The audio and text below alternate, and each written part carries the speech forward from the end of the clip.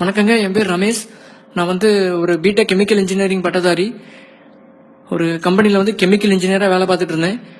நான் ரொம்ப முக்கியமான ஒரு விஷயம் சொல்ல போகிறேன். தயவு செஞ்சு இதை ஒரு 5 நிமிஷம் காது கொடுத்து கேளுங்க. கேட்டுட்டு எல்லாருக்கும் ஃபார்வர்ட் பண்ணுங்க. தயவு செஞ்சு இதை இக்னோர் பண்ணிடாதீங்க. நான் ஒரு அடிப்படையில் ஒரு விவசாய குடும்பத்தை சேர்ந்தவன். எங்கள் குடும்பத்தில் நான் தான் முதல் பட்டதாரி. அதை நினச்சி நான் ரொம்ப பெருமைப்பட்டிருக்கேன். ஆனால் இன்னைக்கு நான் பார்க்குற வேலையை நினச்சி நான் ரொம்ப வேதனைப்படுறேன் இந்த படிப்பை நினச்சி. என்ன விஷயம்னு பார்த்தீங்கன்னா, நம்ம சாப்பிட்ற சாப்பாடு பண்டங்கள் எல்லாமே இன்னைக்கு ரொம்ப கெமிக்கல் மயமாக இருக்கு. 2-3 நாளைக்கு முன்னாடி நான் ஃபேஸ்புக்கில் ஒரு பதிவு பார்த்தேன். அதில் போட்டிருந்தாங்க, இந்த மாதிரி சாக்லேட்டுக்கும் ஐஸ்கிரீமுக்கும் அடிமையான கடைசி தலைமுறை நம்ம தலைமுறையாக இருக்கட்டும் அப்படின்னு போட்டிருந்தாங்க. அதை படிச்சுட்டு நான் நினச்சேன், என்னடா ஐஸ்கிரீமும் சாக்லேட்டும் குழந்தைங்களுக்கு ரொம்ப பிடிச்ச விஷயம், இது கூட சாப்பிடலன்னா எப்படி, எல்லாத்துலேயும் குத்தங்குறை கண்டுபிடிக்கிற மாதிரி இருக்கு அப்படின்னு நினச்சேன். அப்புறம் அதை பற்றி ஒரு கெமிக்கல் இன்ஜினியரா அதை பத்தி படிக்கிறதுக்காக வேண்டி முயற்சி பண்ணேன். நான் வேலை செய்யற கம்பெனிலேயும் சில தப்புகள்லாம் நடக்குது. அது என்னன்னு நான் சொல்றேன்.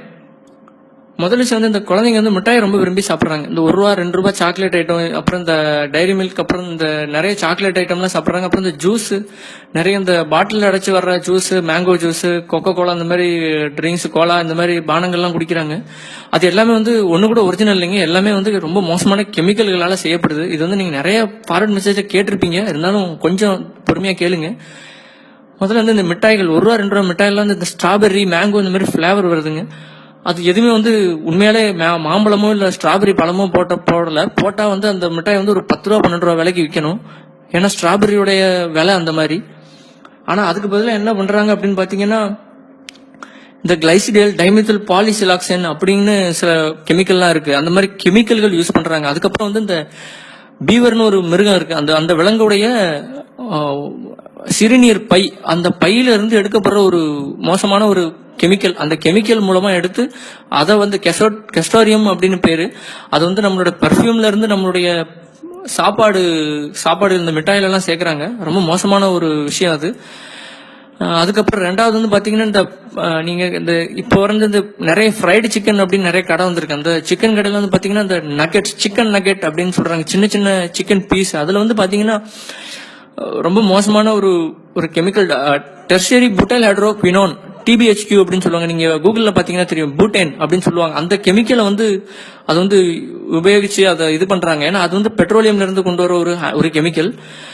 அதுக்கப்புறம் பாத்தீங்கன்னா, நம்ம சாப்பிட்ற இந்த ஐஸ்கிரீம், முக்கியமான விஷயம் நான் சொல்லணும்னு நினைச்சது இதுதான். ஏன்னா ஐஸ்கிரீம் குழந்தைங்களோட ரொம்ப ஃபேவரட்டான ஒரு உணவா இருக்கு. நிறைய குழந்தைங்க ஐஸ்கிரீம் சாப்பிட்றாங்க. ஐஸ்கிரீமுக்கு அடிமையா இருக்கவங்க நிறைய பேர் இருக்காங்க. ஆனா அந்த ஐஸ்கிரீம் என்னைக்காவது யோசிச்சிருக்கேன், அது ஏன் கெட்டி ஆகாம, இப்ப நீங்க வீட்டுல பால் எல்லாம் சேர்த்து ஃப்ரிட்ஜுக்குள்ள வச்சீங்க அப்படின்னா அது கட்டி ஆயிரும், ஒரு கல்லு மாதிரி ஆயிரும். அதான் ஃப்ரீசிங் அப்படிங்கறதுடைய வேலை.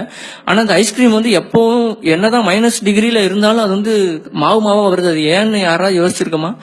அதுக்கு காரணம் அதுல சேர்க்கப்படுற ப்ரொபிலின் கிளைகால் அப்படிங்கிற ஒரு கெமிக்கல். அந்த கெமிக்கல் எதுல இருக்குன்னு பாத்தீங்கன்னா, அதோட இன்னொரு ஃபார்ம் எத்திலின் கிளைகால் அப்படின்னு பேரு. அது இந்த கார்ல இருக்க ரேடியேட்டர்ல யூஸ் பண்ணுவாங்க. எதுக்கு அப்படின்னா, உறைஞ்சு போயிடக்கூடாது தண்ணி அப்படிங்கறதுக்காக யூஸ் பண்ணுவாங்க. அதே கெமிக்கலை 1% 100 கிராமுக்கு 1 கிராம்ங்கிற விதம் ஐஸ்கிரீம்ல கலக்குறாங்க. அப்படி கலக்குறதுனாலதான் ஐஸ்கிரீம் மாவா இருக்கு. எப்பவுமே ஐஸ்கிரீம் நமக்கான உணவு கிடையாது.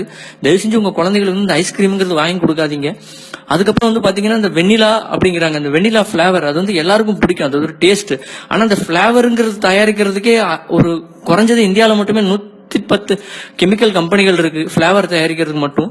அந்த கெமிக்கல் பாத்தீங்கன்னா, வெண்ணிலா, அப்புறம் இந்த ஸ்ட்ராபெரி, இது எல்லாமே கெமிக்கல். இந்த வெண்ணிலாங்கிறது பாத்தீங்கன்னா, வேனிலின் அப்படிங்கிற ஒரு செடியில இருக்கிற ஒரு பீன்ஸ்ல இருந்து கிடைக்கக்கூடிய ஒரு வஸ்து.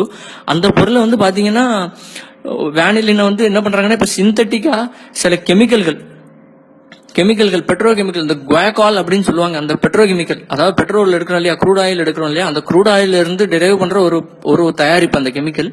அந்த கெமிக்கலை நல்லா ப்ராசஸ் பண்ணி அதுல இருந்து வர்றதுதான் வேனிலின் அப்படிங்கிறது. உண்மையான வேனிலின் ரொம்பவும் காஸ்ட்லியான, இந்த குங்குமப்பூ மாதிரி ஒரு தாவரம் அது. ஏன்னா அது இந்த மடகாஸ்கர், அப்புறம் தென்மேற்கு ஆசியா கண்டங்கள்ல சில நாடுகள்ல மட்டும்தான் அது விளையுது. அந்த வெனிலின் வச்சு நம்ம வெண்ணிலா தயாரிச்சோம் அப்படின்னா பாத்தீங்கன்னா, அது கிட்டத்தட்ட ஒரு கிலோ ₹10,000 இருந்து ₹16,000 விலை வரைக்கும் உண்டு. ஆனா இந்த சைனால இருந்து சிந்தட்டிக்கான வேனிலின் தயாரிச்சு கொடுக்குறாங்க. அந்த வேனிலின் பாத்தீங்கன்னா 1 கிலோ ரூபாய்க்கு தராங்க. அதை தான் வந்து இந்தியாவில் இருக்க பெரும்பாலான ஐஸ்கிரீம் கம்பெனிகள் வாங்கி ப்ராசஸ் பண்ணி தங்களோட ஐஸ்கிரீம்ல சேர்த்து விற்கிறாங்க.